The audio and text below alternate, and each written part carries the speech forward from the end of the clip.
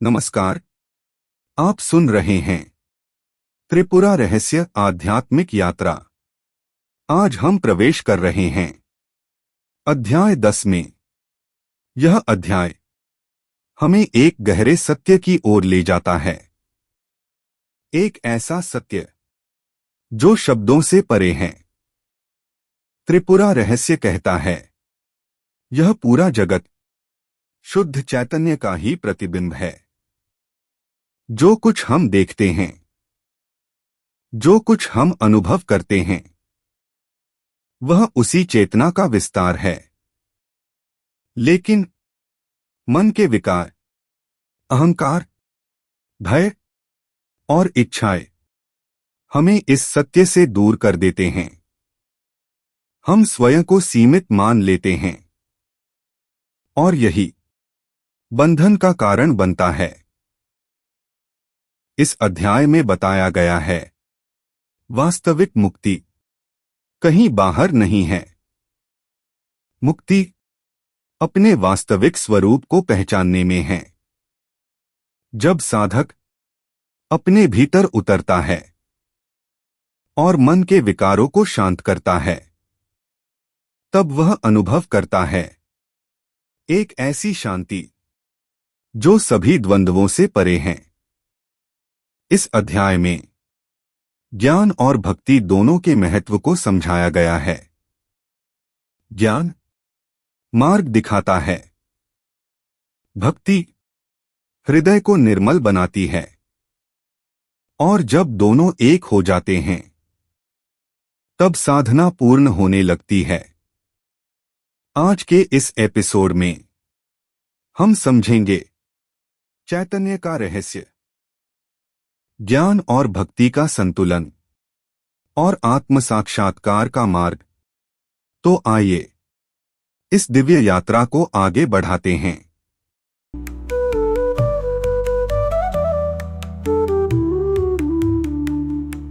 जरा सोचिए, एक बहुत ही भयानक सपना चल रहा है। एक खूंखार शेर पीछे भाग रहा है। हाँ, और धड़कनें एकदम तेज हैं। बिल्कुल, माथे पर पसीना आ रहा है और ऐसा लग रहा है कि बस अब तो जान गई। वो जो डर होता है, वो भागना, वो पसीना, सब कुछ उस वक्त एकदम असली लगता है। 100% असली लगता है। और फिर अचानक से आंख खुलती है। गहरी सांस लेते हुए बस एक ही बात मुंह से निकलती है कि ओह शुक्र है, वो तो बस एक सपना था। हम सबके साथ ऐसा होता है ना? लेकिन आज हम जिस स्रोत पर बात करने वाले हैं, त्रिपुरा रहस्य नाम का एक सदियों पुराना और रहस्यमय ग्रंथ, वो एक बहुत ही परेशान करने वाला सवाल पूछता है। और वो सवाल वाकई दिमाग को झकझोर देने वाला है। बिल्कुल। सवाल ये है कि हमें किसने बताया कि अभी, मेरा मतलब है इस वक्त, हमारी आंखें खुली हुई हैं। क्या हो अगर जिसे हम अपनी ठोस और असली दुनिया मान रहे हैं, वो भी बस एक और सपना ही हो। यही तो आज की इस विस्तृत चर्चा में, या कह लें इस गहरी पड़ताल में, हम कुछ ऐसे ही बुनियादी सवालों से टकराने वाले हैं। हमारे पास इस प्राचीन ग्रंथ त्रिपुरा रहस्य में पृष्ठ 146 से 157 तक का हिस्सा है।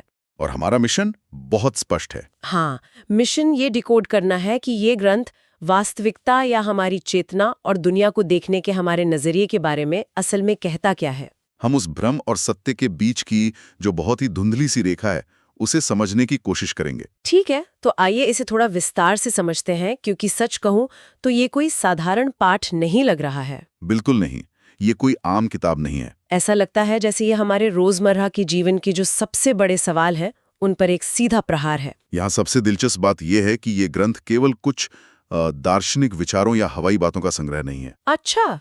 हाँ, ये मानव मन की सबसे गहरी परतों को उधेड़ने वाला लिटरली एक मनोवैज्ञानिक मास्टरपीस है। तो मतलब ये सिर्फ फिलॉसफी नहीं है? नहीं, जब हम इसके इन पन्नों तक विश्लेषण करते हैं, तो ये ग्रंथ हमें ये सोचने पर मजबूर कर देता है कि हम जिसे अपनी वास्तविकता कहते हैं, वो असल में काम कैसे करते हैं। यानी वो प्रोसेस क्या है? बिल्कुल, ये पाठ हमें केवल दुनिया का बाहरी रूप नहीं बताता, बल्कि ये समझाता है कि हम उस दुनिया को किस मैकेनिज्म के तहत अनुभव कर रहे हैं। ये तो बहुत गहरी बात हो गई। ये एक ऐसी यात्रा है जो हमारे उन सबसे गहरे विश्वासों को चुनौती देती है जिन्हें हम पैदा होने के बाद से सच मानते आए हैं। और मुझे लगता है कि ये चुनौती ग्रंथ के बिल्कुल शुरुआत में ही मिल जाती है। हाँ, जहाँ ये सवाल उठाया जाता है कि ये दुनिया असल में क्या है। जहां तक मैंने इन स्रोतों को समझा है, ये ग्रंथ कहता है कि ये पूरा ब्रह्मांड कोई बाहरी ठोस वस्तु नहीं है। सही कहा। इसके बजाय ये सर्वोच्च चेतना, या जिसे हम सुप्रीम कॉन्शियसनेस कहते हैं, उसके रूपी दर्पण में केवल एक प्रतिबिंब है। मतलब एक रिफ्लेक्शन है। बिल्कुल, एक दर्पण और उसका प्रतिबिंब। लेकिन ये सुनकर तो मुझे सीधा किसी साइंस फिक्शन फिल्म वाली फीलिंग आती है। मतलब क्या ये एक वर्चुअल रियलिटी यानी वीआर हेडसेट पहनने जैसा है? VR headset? अच्छा, कैसे? देखिए, जहां एक बार हेडसेट पहन लिया और अचानक से एक पूरी नई दुनिया सामने आ गई। पहाड़, नदियां, लोग, सब कुछ एकदम असली लगता है। हाँ, वीआर में तो ऐसा ही लगता है। लेकिन असल में वो सब केवल एक कोड होता है। कंप्यूटर के जनरेट किए हुए कुछ पिक्सल्स होते हैं। वीआर एक अच्छा उदाहरण लग सकता है, लेकिन अगर हम इसे थोड़ा और व्यापक संदर्भ में देखें तो इसमें एक बहुत बड़ी तकनीकी खामी है। खामी? कैसी खामी? देखिए, जब कोई व्यक्ति वीआर हेडसेट पहनता है तो वहाँ 3 अलग-अलग चीजें मौजूद होती हैं। अच्छा। पहला, वो हार्डवेयर या स्क्रीन जिस पर दुनिया दिख रही है। मशीन तो चाहिए ही। दूसरा, वो सॉफ्टवेयर या कोड जो उस दुनिया को बना रहा है। राइट। और तीसरा, वो बाहरी व्यक्ति जो उस हेडसेट को पहनकर सब कुछ देख रहा है। हाँ, कोई इंसान तो उसे पहनेगा ही ना। बिल्कुल। और सबसे बड़ी बात, उस व्यक्ति के पास हेडसेट उतारकर उस आभासी दुनिया से बाहर आने का विकल्प होता है। हाँ, बटन दबाया और गेम से बाहर। लेकिन त्रिपुरा रहस्य का जो सिद्धांत है वो इससे कहीं अधिक गहरा है। इसके अनुसार यहाँ कोई बाहरी व्यक्ति है ही नहीं जो हेडसेट उतार सके। कोई बाहरी व्यक्ति नहीं है? नहीं, चेतना ही वो दर्पण है।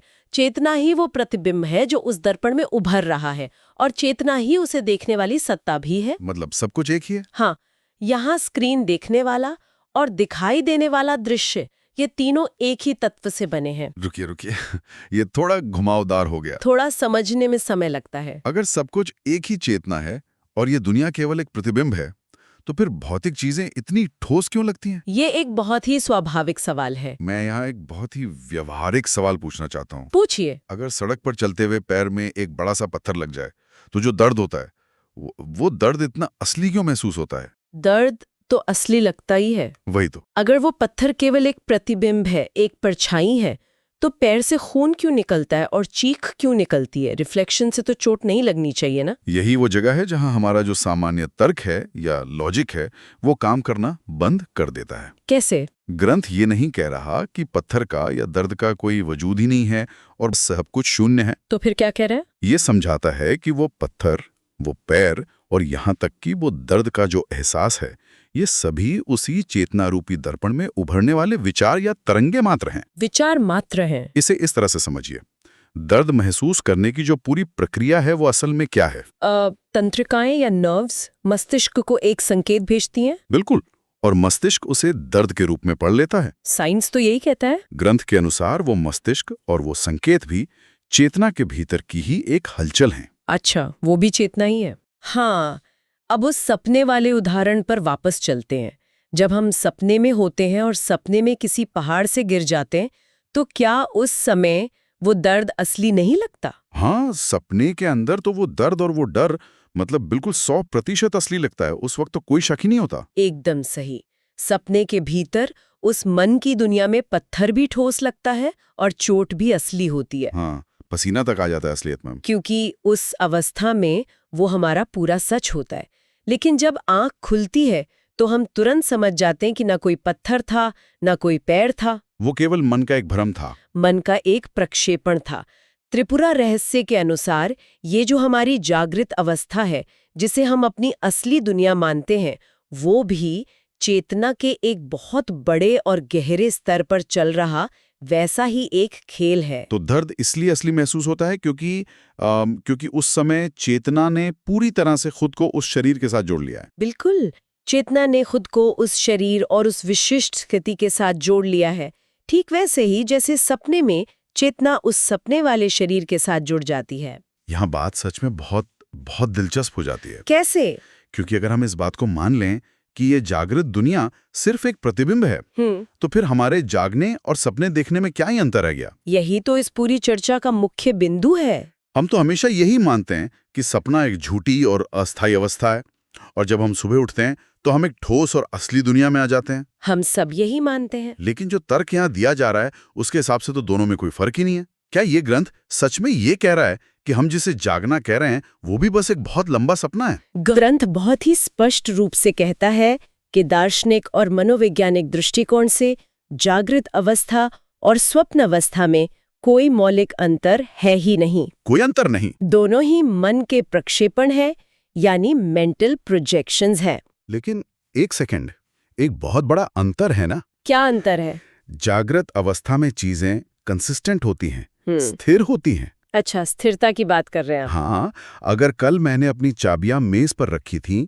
तो आज सुबह भी वे वहीं मिलेंगी। बिल्कुल। लेकिन सपने में तो ऐसा नहीं होता। सपने में मैं एक पल में जंगल में होता हूँ और दूसरे ही पल किसी ऑफिस की बिल्डिंग में पहुंच जाता हूँ। सपने का तो कोई नियम ही नहीं होता। ये एक बहुत ही शानदार तर्क है, कोई भी यही सोचेगा।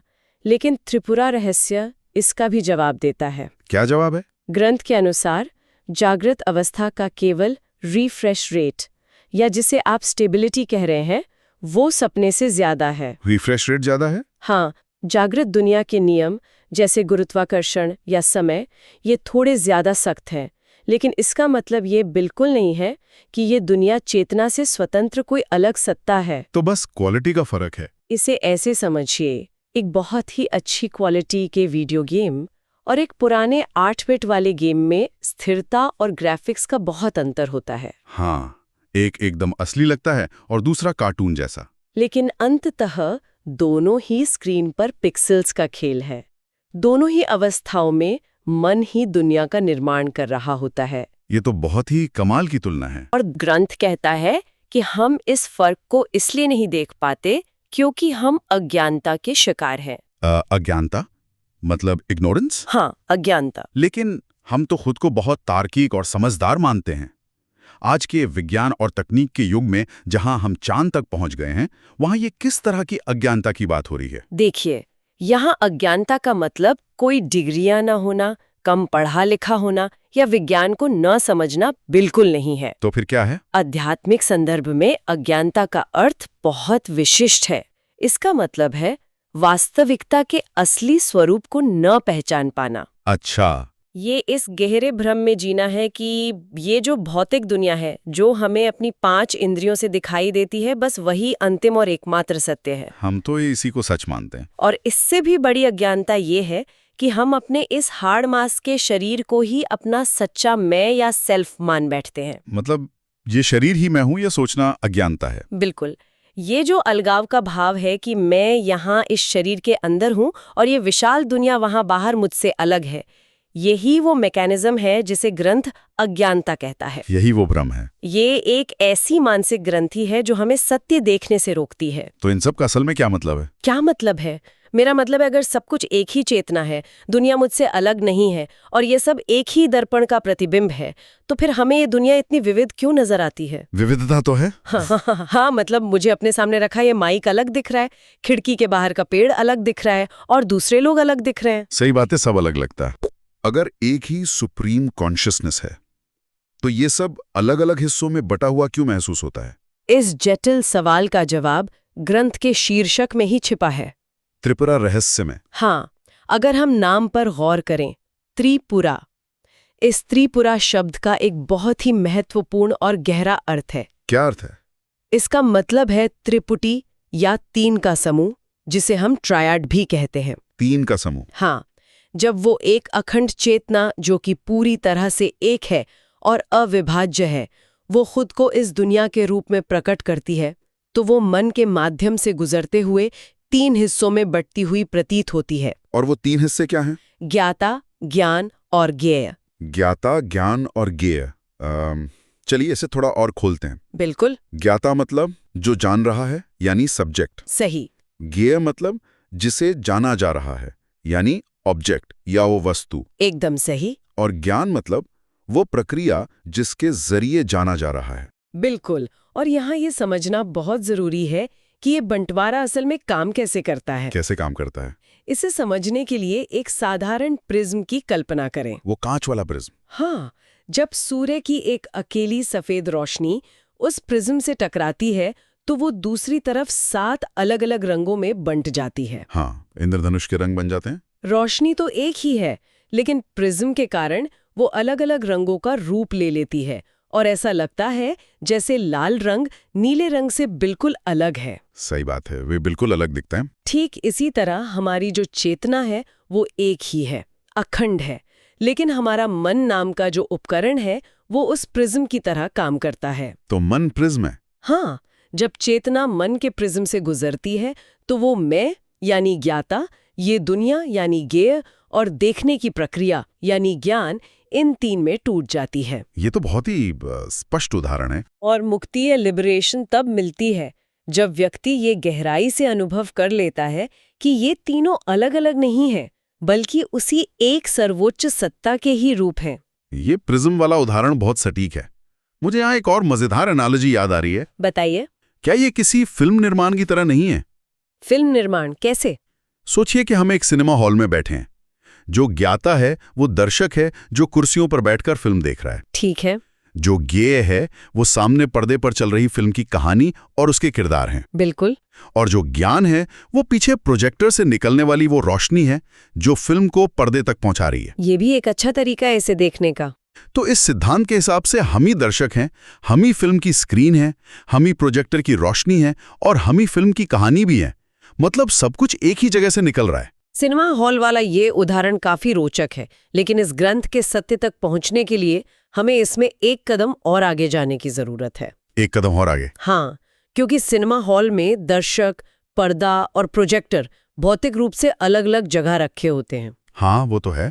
आप मुड़कर प्रोजेक्टर को देख सकते हैं, लेकिन त्रिपुरा रहस्य यह समझाता है कि मन इतना चालाक है कि वो एक ही चीज को इस तरह पेश करता है कि वे अलग-अलग दिशाओं में लगे। मन हमें धोखा दे रहा है। एक तरह से हाँ, जब हम जीवन की इस त्रिपुटी में उलझते हैं तो हम उस मूल सफेद पर्दे यानी अपनी जो सच्ची चेतना है उसे भूल जाते हैं और फिल्म में खो जाते हैं। हम केवल उन चलती हुई तस्वीरों से खुद को जोड़ लेते हैं।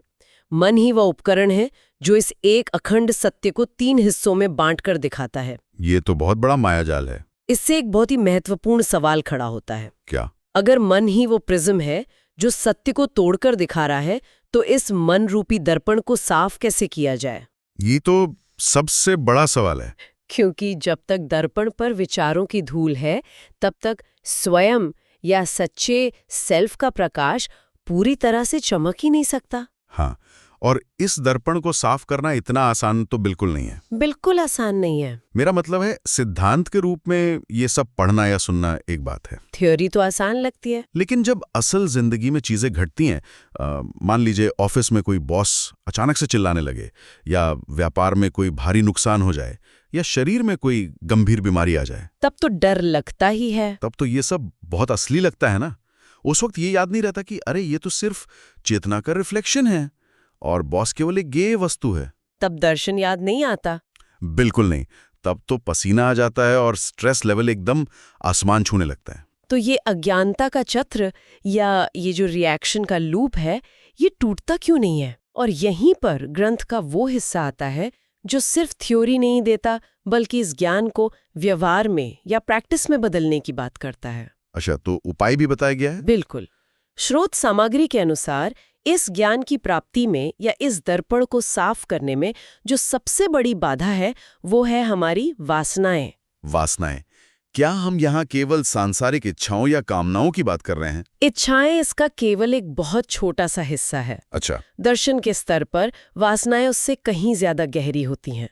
वासनाओं का मतलब है हमारे कर्मों और विचारों की बहुत गहरी आदतें, या जिसे हम मेंटल हैबिट्स या पास्ट टेंडेंसीज कह सकते हैं। आदतों का पैटर्न? हाँ, ये वो पैटर्न है जो हमारे दिमाग में इतनी गहराई से बैठ गया है कि हम बिना सोचे समझे एकदम ऑटोमेटिक तरीके से उसी के अनुसार काम करते हैं और प्रतिक्रिया देते हैं। जैसे बॉस के चिल्लाने पर तुरंत गुस्सा आना या डर जाना, वो तुरंत आने वाला रिएक्शन है। एक वासना है या मन के दर्पण पर पड़ी वो मोटी धूल है जो हमें हर चीज को एक ही तरह से देखने पर मजबूर करती है। अगर मैं इसे आज की तकनीक की भाषा में समझने की कोशिश करूं तो क्या वासनाएं हमारे कंप्यूटर या स्मार्टफोन के उस बैकग्राउंड डेटा या कैश मेमोरी की तरह हैं, ये बहुत ही सटीक उदाहरण है। जो बैकग्राउंड में लगातार चलती रहती हैं, सिस्टम की मेमोरी और बैटरी को चूसती रहती हैं और पूरे कंप्यूटर को इतना धीमा कर देती हैं कि आप कोई नया काम कर ही नहीं पाते। एकदम सही। जब तक आप उस कैश को क्लियर नहीं करते तब तक नया सॉफ्टवेयर ठीक से काम ही नहीं करता। ये तुलना काफी हद तक सही दिशा में है, लेकिन ये कैश मेमोरी डिलीट करना इतना आसान नहीं है कि आपने एक बटन दबाया और सिस्टम साफ हो गया। हाँ, इंसान कोई मशीन तो है नहीं। ये वासनाएं जन्मों जन्मों के या कह लीजिए जीवन भर के अनुभवों से धीरे धीरे जमा हुई हैं। बहुत गहरी जड़ें हैं इनकी। हर बार जब हम किसी स्थिति पर एक ही तरह से प्रतिक्रिया देते हैं तो वो कैश और बड़ा हो जाता है, फाइल साइज बढ़ता जाता है। बिल्कुल। और जब तक वो बैकग्राउंड डेटा साफ नहीं होता तब तक चाहे कितनी भी आध्यात्मिक किताबें पढ़ ली जाएं, वो कैश मेमोरी व्यक्ति को पुराने पैटर्न में ही वापस खींच लाएगी। तो फिर इसका समाधान क्या है? इसीलिए ग्रंथ इन वासनाओं से पार पाने के लिए कुछ बहुत ही ठोस तरीके और एंटीवायरस बताता है। एंटीवायरस? हाँ, और इनमें सबसे प्रमुख है वैराग्य, विवेक और निरंतर आत्मविचार। वैराग्य शब्द सुनते ही तो ऐसा लगता है जैसे दुनिया को छोड़ देने की बात हो रही है। लोग अक्सर यही समझते हैं। हाँ, क्या इसका मतलब ये है कि सब कुछ छोड़कर पहाड़ों पर चले जाना चाहिए या संन्यास ले लेना चाहिए? क्योंकि आमतौर पर लोग वैराग्य का यही मतलब निकालते हैं। नहीं, ग्रंथ बिल्कुल भी दुनिया छोड़ने या भाग जाने की वकालत नहीं कर रहा है।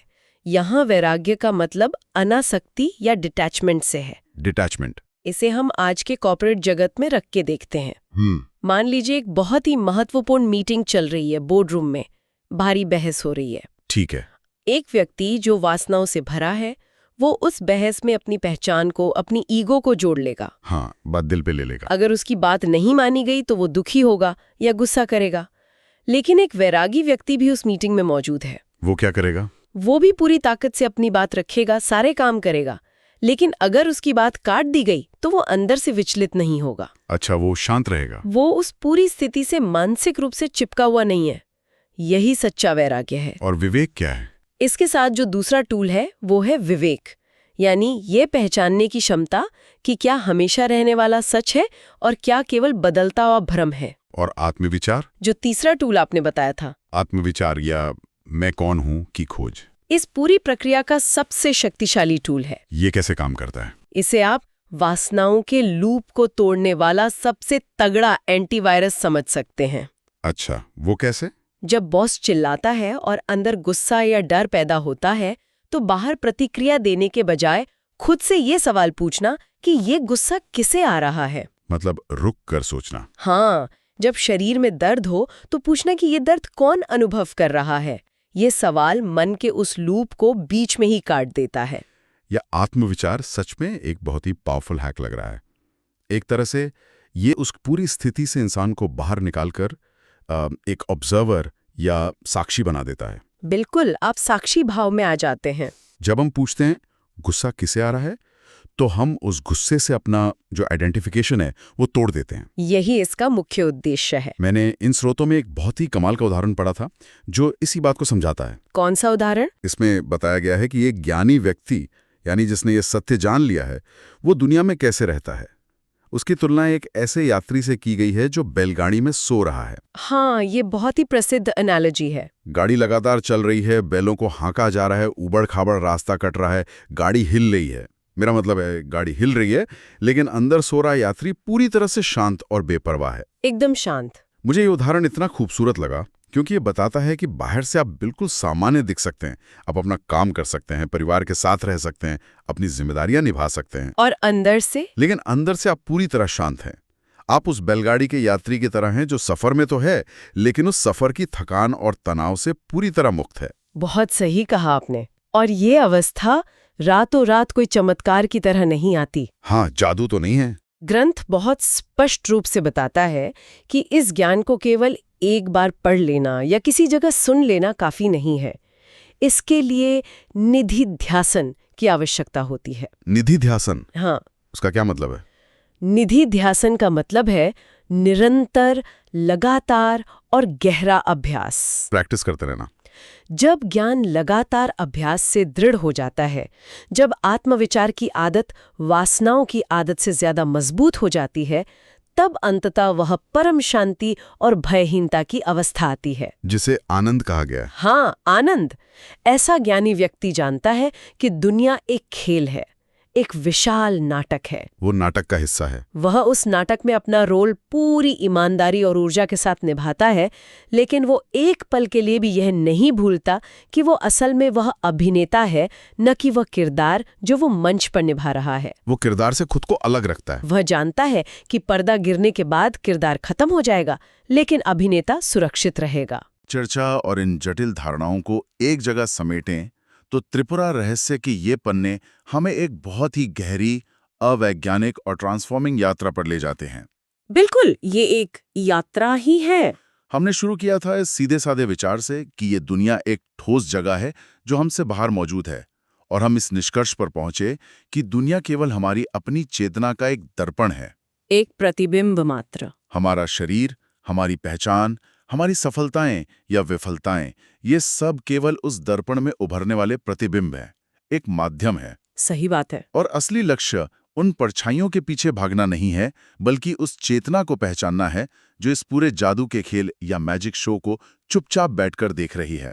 और सबसे महत्वपूर्ण बात जो इस चर्चा से निकलती है वो ये है कि इस ज्ञान का महत्व केवल प्राचीन किताबों, मठों या दार्शनिक बहसों तक सीमित नहीं है। तो आज के जीवन में इसका क्या उपयोग है? आज के इस तेज रफ्तार दौर में जहां हर कोई तनाव, एंग्जाइटी और सूचनाओं की भारी अधिकता यानी इन्फॉर्मेशन ओवरलोड से जूझ रहा है, वहां ये ज्ञान एक बहुत बड़ी मनोवैज्ञानिक राहत बन सकता है। वो कैसे? जब हम ये समझ जाते हैं कि हमारे आसपास चल रही बहुत सी चीजें जिन पर हम अपनी पूरी ऊर्जा खर्च कर रहे हैं, में केवल मन का भ्रम है, एक अस्थिर प्रतिबिंब है, तो हमारा नजरिया बदल जाता है। हम शांत होने लगते हैं। हम हर छोटी बड़ी बात पर, हर नोटिफिकेशन पर, हर आलोचना पर प्रतिक्रिया देना कम कर देते हैं। चीजों को इतनी ज्यादा गंभीरता से लेना छोड़ देना ही हमारी सबसे बड़ी आजादी है। तो ये सच में एक ऐसा नजरिया है जो रोजमर्रा की जिंदगी का बोझ, वो मानसिक तनाव काफी हद तक कम कर सकता है। बिल्कुल कम कर सकता है। तो जैसे कि हम इस गहरी पड़ताल के अंत में पहुंच रहे हैं, एक बहुत ही दिलचस्प और झकझोर देने वाले विचार के साथ इस चर्चा को विराम देते हैं। जरूर। कल्पना कीजिए, अगली बार जब हम शीशे के सामने खड़े हों और खुद को देखें, या फिर जब मन में कोई बहुत ही पक्का, बहुत ही जिद्दी विचार आए जिससे लगे कि यही बात सबसे बड़ी सच्चाई है, तो क्या करें? तो बस एक पल के लिए रुके, एक गहरी सांस लेकर खुद से केवल ये सवाल पूछें कि जो इस विचार को देख रहा है, जो इस चेहरे को देख रहा है, वो कौन है? ये सवाल बहुत गहरा है। क्या ये संभव है कि जिस मैं को हम इतनी अच्छी तरह से जानने का दावा करते हैं, जिसे हम अपना पूरा वजूद मानते हैं, वो भी चेतना के इस विशाल दर्पण में उभरने वाला सिर्फ एक और प्रतिबिंब हो? ये सच में एक ऐसा सवाल है जो किसी को भी अपने अस्तित्व की सबसे गहरी परतों में झांकने पर मजबूर कर सकता है। इसके आगे सारे जवाब छोटे पड़ जाते हैं। और यही इस दर्शन की असली ताकत है।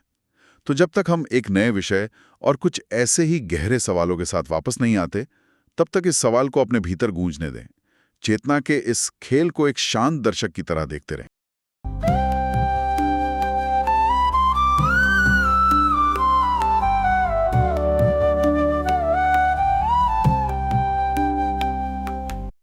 तो मित्रों, आज हमने जाना, यह संसार चैतन्य का ही विस्तार है, लेकिन मन के विकार हमें इस सत्य को देखने नहीं देते। जब मन शांत होता है और हृदय निर्मल होता है, तब आत्मा का प्रकाश प्रकट होने लगता है। यही आत्मसाक्षात्कार है। ज्ञान हमें समझ देता है, भक्ति हमें विनम्रता देती है, और जब दोनों साथ चलते हैं, तब जीवन में संतुलन आता है, शांति आती है, और भीतर जन्म लेता है एक अनंत आनंद। इसलिए अपने भीतर झांकिए, अपने विचारों को समझिए, और धीरे धीरे अपने वास्तविक स्वरूप को पहचानिए, क्योंकि जिस सत्य को आप बाहर खोज रहे हैं, वह पहले से ही आपके भीतर है। अगर यह ज्ञान आपके भीतर शांति और जागरूकता जगा रहा है, तो इस यात्रा को जारी रखें। अगले एपिसोड में हम इस रहस्य को और गहराई से समझेंगे। तब तक शांत रहें, सजग रहें और अपने भीतर के चैतन्य को महसूस करें। नमस्कार।